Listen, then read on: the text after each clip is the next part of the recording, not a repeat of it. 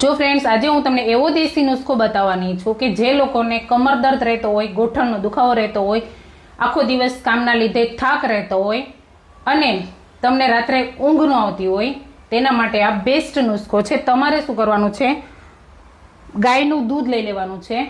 ગાયનું દૂધ લઈને હુંફાળું એને ગરમ કરવાનું છે.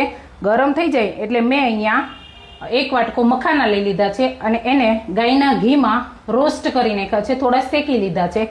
એ મખાના હું આ ગાયના દૂધમાં એડ કરી દઈશ અને થોડો ખજૂર એડ કરી દઈશ અને 1 તજનો ટુકડો એડ કરી દઈશ અને થોડી એલચી એડ કરી દઈશ. આ બધી વસ્તુ એડ કરીને તેને ઉકાળી લેવાનું છે.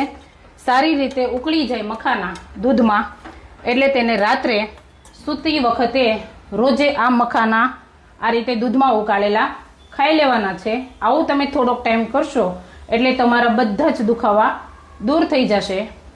આ નુસ્ખો 100% રિઝલ્ટવાળો છે, એટલે તમે જરૂરથી એકવાર ટ્રાય કરજો.